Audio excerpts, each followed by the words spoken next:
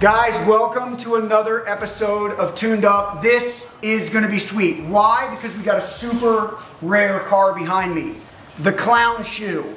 If you don't know that that's really what an M Coupe is called, hopefully you do now. And this one is probably one of the best ones I have ever seen put together because of just street ability, drivability, all kinds of stuff like that, the custom stuff that's on this car. I want to show all of it to you. I'm going to show you the ECU that it was on, what it's on now, what's different about it, the really trick traction control setup that's done through Race Logic on the car, the one-off custom wheels. Stay with us. We're going to show you all kinds of crazy stuff on this car that you've probably never seen before. Enjoy.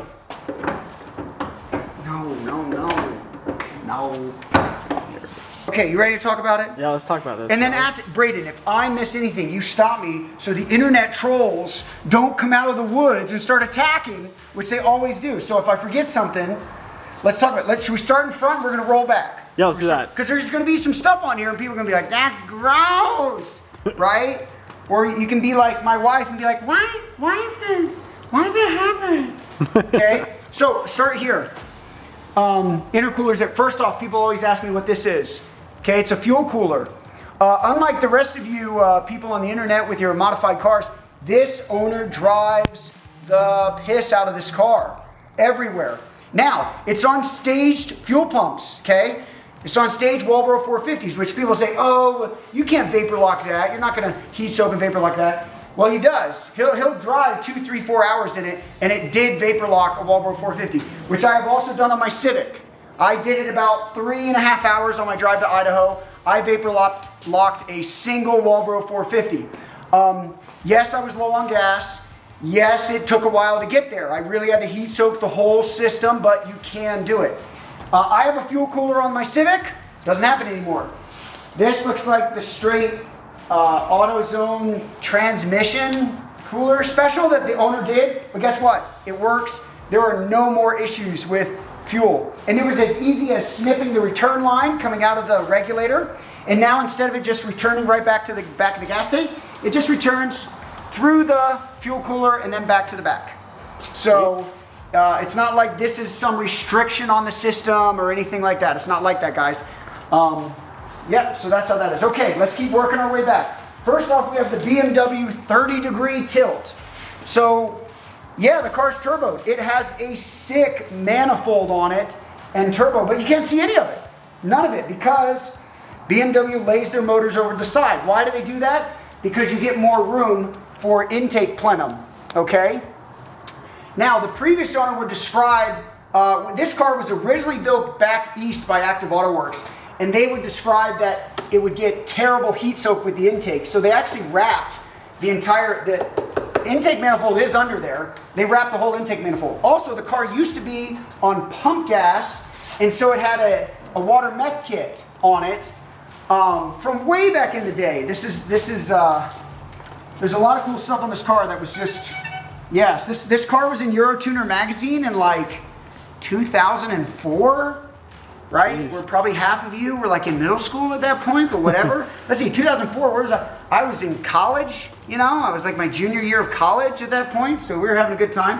But yeah, so that's the intake manifold, blow-off valve. If you want to know what this is a oil cooler thermostat. So this, again, a lot of times people, you technically wouldn't need that. This owner drives this car year-round. He drives it in the snow, as ridiculous as that is. He loves whipping it around in the slushy snow or whatever else. So he's got an oil cooler on there, but he's got to have a thermostat so that it doesn't cycle it through the oil until it gets up to temperature. ID 1700 injectors. The car is flex fueled, so there's a flex fuel sensor down under the car. I know this is a total mess. Sorry, it's functional. It works fine. I didn't do it, so there's that. But yes, it was a mess before. It really needs to be all cleaned up and cleanly tucked in wire harness and everything else. I'm sure the owner will get to that. He's just too busy driving it all the time instead of just sitting around in his garage making it look pretty like a lot of the internet does. But this car is usable. It is driven. These are the old AEM pencil coils. They don't even sell them anymore.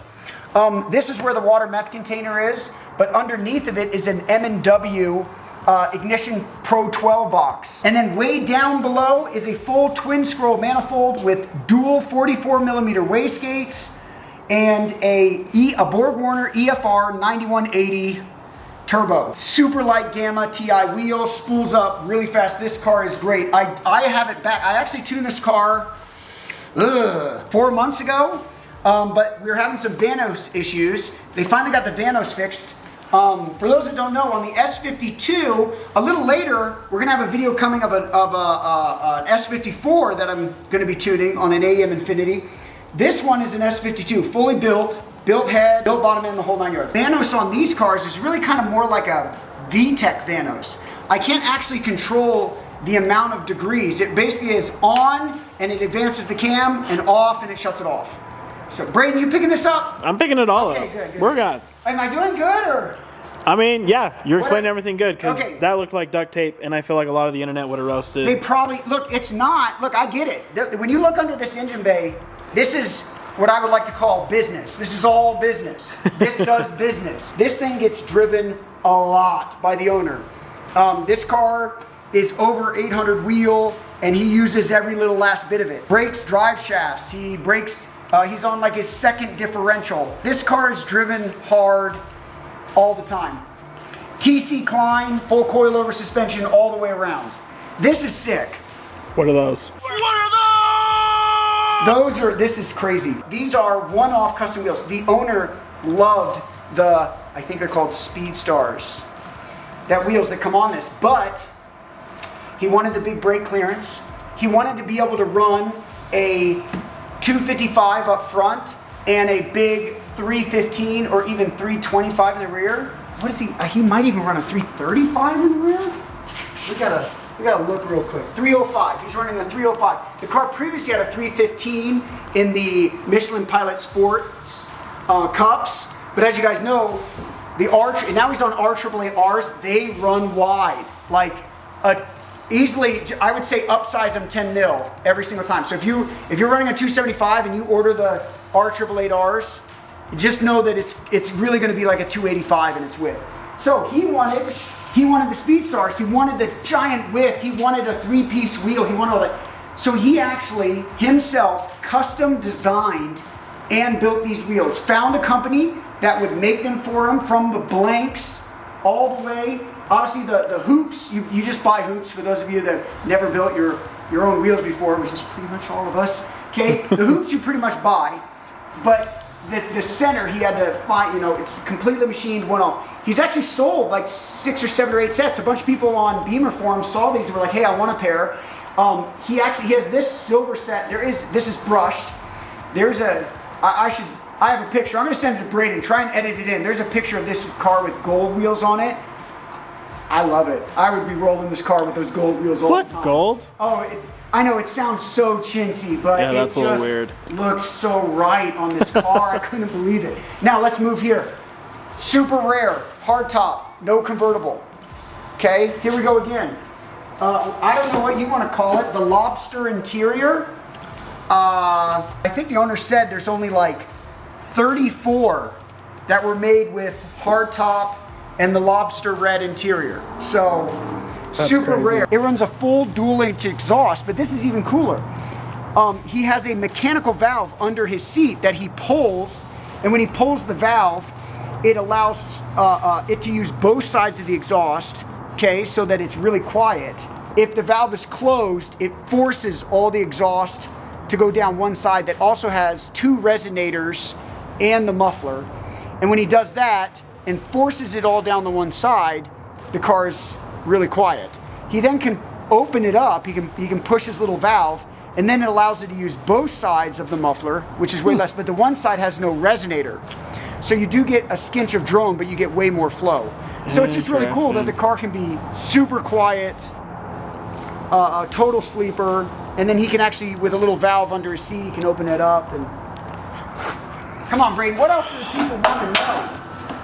I think they want to see it drive, if anything. Okay, we'll go ripping this car. This car is on, so it was originally built on an AEM V1, was in this car, for those that know what I'm talking about.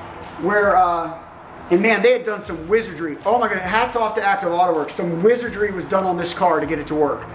And then since, you know, things have gotten better, I've now switched the car over to a AM Infinity. So it's on an AM Infinity 506. And man, it's running awesome. Then I added a BTI touchscreen gauge so that I can have boost on the fly. It also, the traction control button on the center console is now the rolling anti-lag button. Also, this has a full race logic traction control, so I've had to tune that in as well with its different tire sizes. It's a really cool system. It looks at all 4 ABS rings, and it has different settings. It allows a certain amount of slip when you're going in a straight line, and then obviously it knows when you're turning, and it pulls that slip way down so that the car doesn't get too crazy in corners, but it'll let you, you know, wag the tail or do whatever else when you're in the straightaway. So, look, the car's sick! It's sick! Well, so what are we doing? I mean, this car is pretty much done. So. Yes, all I have to do is, so we got the Vanos working. Great. And now it's leaning out a little bit in the mid-range because obviously the Vanos is making this more efficient. So we're gonna add a little bit of fueling in the mid-range, and then we're done, and then we'll actually start working on the lime green Supra over there. Oh, should we even tell people about the lime green Supra? Well, it's coming in another video, so, I mean, it's gonna happen. So we gotta tease the people. Look, if you stay on this channel, we keep tuning cool stuff. So, yeah, it's good times. Okay, sure. Let's take people for a ride in this car. Show them what it's about. Let's go. Okay.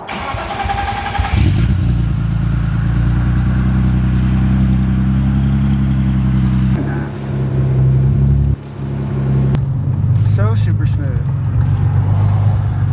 You know, this is great. A car that, like, turn signals are all working, and man, if you guys knew the life of a tuner, it's not just like, I know everybody's like, oh, he just tunes these amazing things all day. No, it's not like that. Well, we just saw, was it TDI, GTI? Is that? Like, that's him. oh, it's got underglow. Look at all the underglow. Oh, it's a GTI? Okay. Oh, that is sick.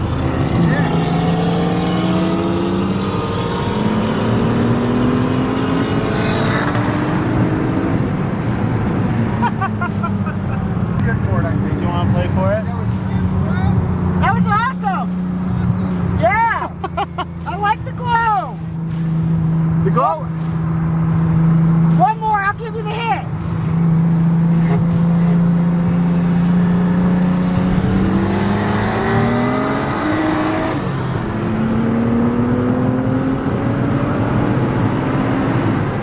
Well, that was sweet.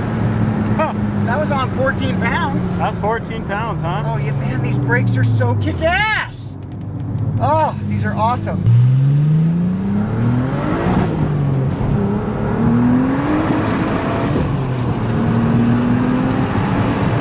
Woo!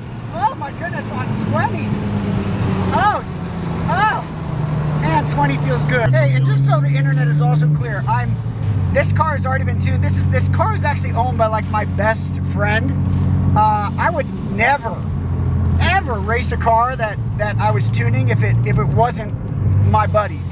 So let's be clear on that. In fact, I have a great story where we're actually hanging out with another guy that had just gotten delivered an Aventador, a Lamborghini Aventador, and he said, he's like, oh, my car's really cool. It's pretty much like the fastest in the state. My buddy and I were like, really? And he says, I've got this little M Coupe.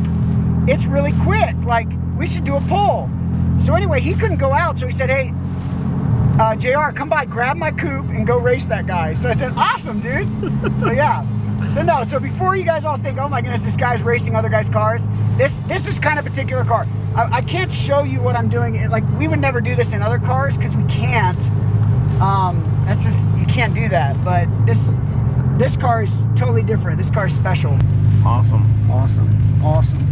This car is awesome. Let's fill her up. Pin for everybody. Oh no, they know my zip code. Oh no.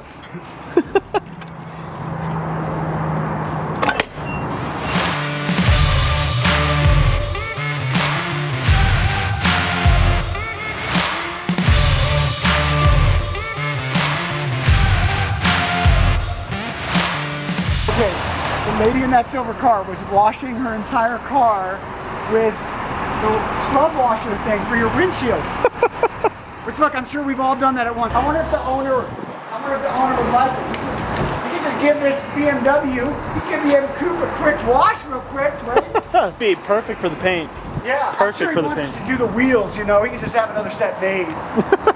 Basically done. I on our drive over here, I added a little bit of fuel in that mid-range where we needed to, where it was leaning out. Let's go show the people rolling anti-lag braiding because That's important. it's not. Look, I know it's a party trick.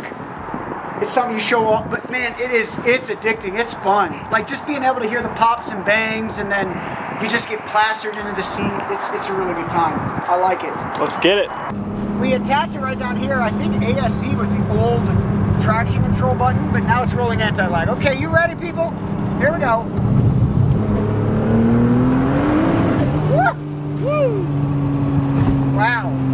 That was crazy. Look, I know this stuff doesn't transfer over to the internet well. Like you guys can't feel the speed. Like we are getting plastered into the seat, okay? Like it's sweet. Because how much does this car weigh, do you think? So they weighed, I can get a picture from Greg.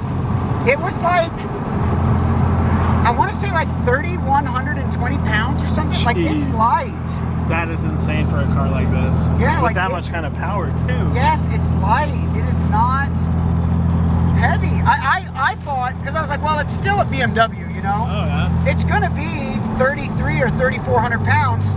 It doesn't matter how little or small it looks, you know, it's a lot of car. Remember, this car has a subwoofer. It has like rhino lining in the back to like try and quiet it down. This has 2 amplifiers. This car has tons of turbo stuff and coolers and a massive radiator. Like there's all this extra stuff on the car. I was like, oh, this is gonna be a big girl, you know, like oh, we shouldn't say that. She's gonna be thick.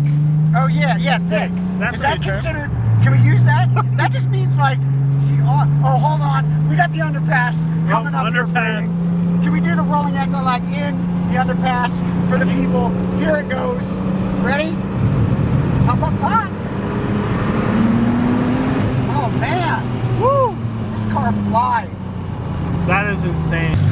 All right, we're putting it away for the night. Yeah, put this one away.